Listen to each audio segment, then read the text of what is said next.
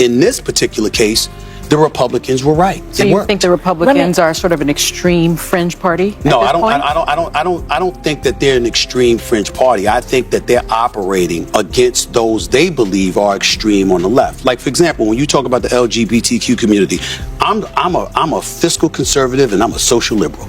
I'm fiscal with my dollars. I ain't apologizing for not wanting to pay high taxes to anybody. I'm not apologizing for that, right? But outside of that, I'm pretty liberal. Live and let live, okay? Stephen A. Smith delivers a scathing critique of Sunny Home for embracing the type of wokeness many argue contributed to the DNC's election loss.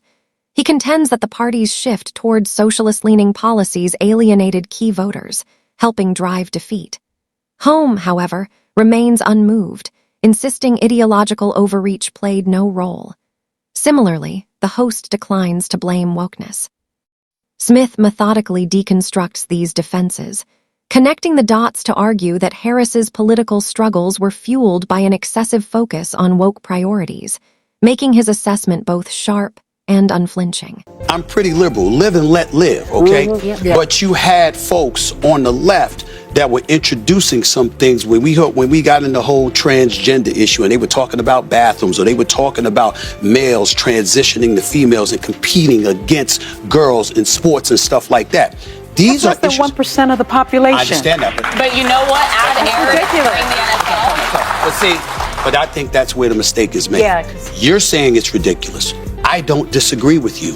But most of the voters out there don't think like that. But that means they don't have the information. Okay, but 90% of the voters don't have the information. It's striking how many people miss the real reason Kamala Harris and the DNC lost the election. At the heart of it was a relentless push to appear woke on every issue, even when it alienated everyday families. Many parents felt their concerns were dismissed, as if their voices didn't matter. A prominent example involved spaces and sports where girls were expected to share facilities or compete with individuals who are biologically male. These weren't fringe issues. They were ordinary frustrations in households across the country. Yet, instead of listening and engaging, party leaders insisted everyone simply accept these changes. Families were left feeling unheard and undervalued. In schools, the sports arena, and other community spaces, parents saw clear advantages that made competition and safety feel unequal, and their worries were often met with accusations that they lacked understanding or goodwill. This dismissive approach created a real divide, pushing voters away. People want governance rooted in common sense, fairness, and acknowledgement of the basic facts about biology, not the framing of complex societal changes as moral tests. Leaders who fail to balance ideology with practical concerns risk losing the trust and support of ordinary Americans, a lesson the DNC learned the hard way. If you're out there busting your tail to make ends meet and to pay your bills, and you're going to work every day, and you got a family to take care of, and you're in New York City, you're getting stuck 2 hours of your day, you're stuck in traffic, you understand, you got a whole bunch of stuff to go through. You don't have time to know what you and I know. Maybe you need to listen to the news when you're in traffic. Well, again, I agree with that. Not be uninformed. Or you listen to stuff that's going to take you away from the things that brings down your spirit. And that's unfortunately what most voters are doing. Most Americans are focused on the practical realities of daily life, and that often leaves little time or energy for dissecting every political debate or complex new law. They are not immersed in research papers, policy briefings, or endless expert arguments that rarely touch their immediate challenges.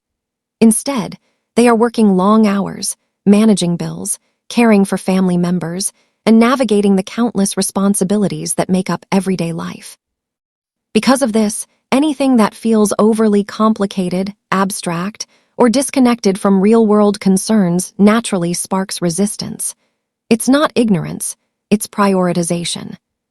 For most people, the most urgent issues are simple but critical: financial stability, safety, and access to necessities. Rising costs of rent, food, healthcare, and fuel directly impact their lives, far more than debates over technical theories, identity discussions, or classroom curricula. Safe neighborhoods, steady jobs, and homes they can afford take precedence over ideological arguments or political trends. When Americans vote, they respond to what touches their wallets and their daily routines. Practical solutions resonate far more than abstract ideals, because people are making decisions that affect their survival, comfort, and security. Understanding this is crucial for any politician hoping to connect with voters effectively. Because you were inserted, even though you were the vice president and it was the Biden-Harris administration. Talking about those on the left, just independents, who said, wait a minute, she didn't experience a primary either. And the last time we saw her in a primary was 4 years ago, and she didn't even make it to Iowa. They used that as an excuse to point to her level of inexperience. Then you got the war in Russia and Ukraine, you got the Israeli-Palestinian conflict, Hamas and Hezbollah and all of that stuff, and you had Trump using codes. Look, do you want her? Where is she? Where's the interviews? Where's she showing herself? Where's the tough questions? Where's the interrogation? And he leaned on certain things. In this moment, Stephen A. Smith isn't just criticizing Kayla Harris. He's exposing the deeper challenges that undermined her political trajectory. With blunt, direct honesty, he lays out why she struggled to earn genuine support from voters.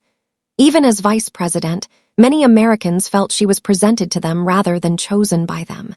When her policies leaned heavily into woke ideas, the disconnect only grew. Everyday voters became frustrated, seeing complicated theories prioritized over practical solutions that actually impacted their lives. Smith also highlights Harris's repeated avoidance of tough interviews, the very conversations that test a leader's confidence, knowledge, and ability to handle pressure. By sidestepping these opportunities, she allowed doubts about her readiness and competence to fester. Over time, her overconfidence compounded the problem, making it clear she was not prepared to earn public trust. Ultimately, Smith frames her struggles as a cautionary tale, a politician who failed not because of ideology alone, but because she never demonstrated the practical leadership skills and resilience that voters expect when it matters most. Does everybody remember he originally said he was just going to do it for 4 That's years? right. Yeah. That's what I brought up. Right. And did you think that once you know who stepped in, he said, well, there's nobody, we don't have anybody? Well, the point is that right. it's not about who you're going up against when you know you're not what you used to be. And see, this is where covering sports puts me at a distinct advantage. I cover people every day where it's time for you to go, but you're holding on and you don't want to leave. People who cover the world of sports are accustomed to seeing that all the time. You are the left, you leaned, and you were a prisoner to the extreme left in a lot of people's eyes. Well, guess what? Most of America doesn't operate on the fringes. Whether you're left or you're right, you're relatively centrist. Stephen A. Smith breaks it down with precision. He highlights how the woke squad, the most extreme faction of the Democratic Party, steadily gained influence, gradually pushing the party off balance. Instead of confronting them or setting clear boundaries, traditional Democrats largely stayed silent, a silence Smith says spoke louder than any words could. To everyday Americans, it seemed the party was blindly following its most radical voices, echoing ideas and phrases that felt divisive, unusual, or even unsafe.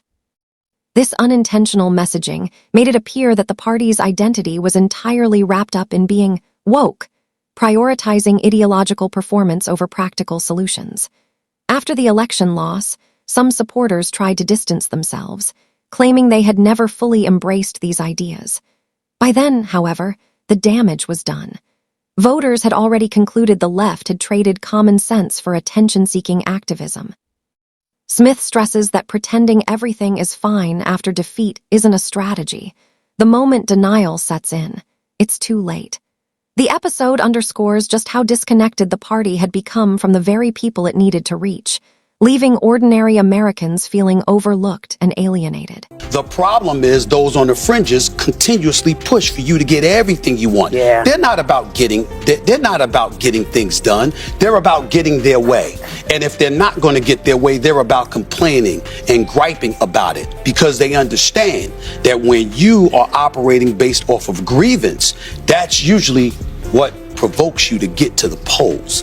And that is why they don't mind feeling aggrieved and displaying and disseminating that kind of message, because they know people are going to gravitate to that. And as a result, that might get them to the polls, you thinking you're going to get what you want as a result of it. The choice was stark: follow their rigid expectations or risk being marginalized within her own party. As many anticipated, she chose compliance over resistance. This wasn't surprising. The party's most intense members are known less for persuasion through reasoned dialogue and more for enforcing ideological conformity. They apply constant pressure, expecting immediate agreement, and quickly label dissenters as disloyal or problematic. Harris, wanting to protect her career, reputation, and public image, aligned herself with this faction, hoping their approval would shield her from scrutiny.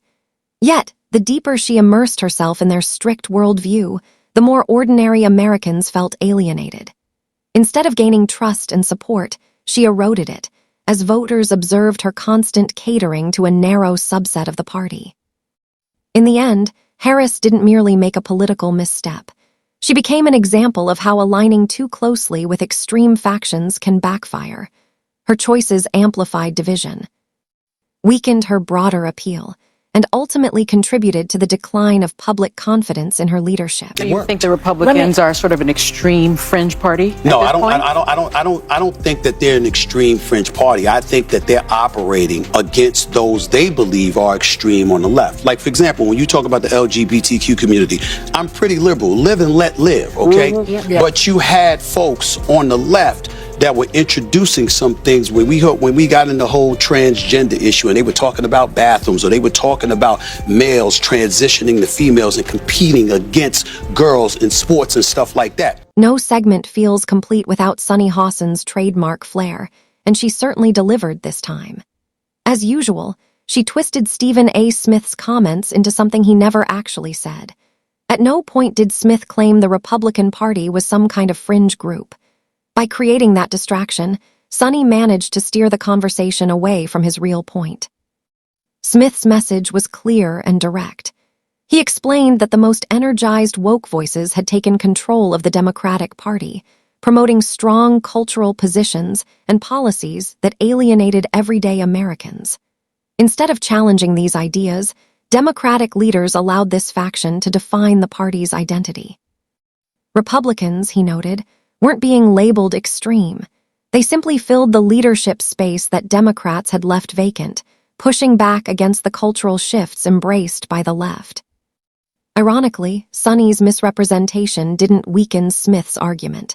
By trying to create a diversion, she ended up illustrating exactly what he had been pointing out: that intense factions could dominate the conversation while overshadowing broader, practical concerns. So Howard Stern says that he wasn't confident that the country was ready to elect the first female president because he knows, quote, how men talk behind closed doors about us.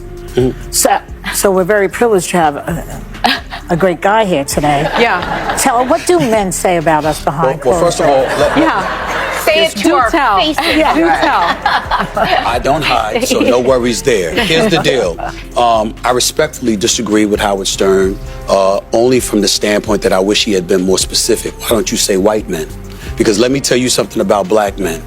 We love our mamas. I know that. We love. I honestly believe America has to move past the idea that leadership should be awarded based on gender alone. Representation matters, and seeing women in positions of influence is incredibly important. But when choosing a president, identity cannot be the only factor we consider. Our country faces real challenges: an uncertain economy, concerns about border security, rising health care costs, higher crime rates, and increasing global competition. These issues cannot be solved with symbolic choices or empty promises. They demand leaders who are skilled, steady, and focused on real results. Instead of focusing solely on gender, we should evaluate a candidate's vision, decision-making ability, and track record of delivering meaningful progress. Women aiming for the highest office should demonstrate the determination, intelligence, discipline, and strength the role requires. If the right woman steps forward, America will absolutely support her. But that support must be earned through capability and character, not granted as a celebration of identity. The Democratic Party didn't struggle because Americans reject women or resist progress. The problem was that some leaders relied too heavily on attention-grabbing identity politics while failing to address everyday concerns like jobs, safety, and rising costs. Many voters felt the party drifted toward ideas disconnected from their priorities and saw leaders lacking confidence, clarity, or connection to the people they claimed to represent. Stephen A. Smith highlighted this clearly. The party's most intense, woke voices began steering its direction, and many leaders did not push back. That choice ultimately hurt them at the polls. America is ready for a woman president, but the person chosen must bring strength, skill, and clear vision, not symbolism.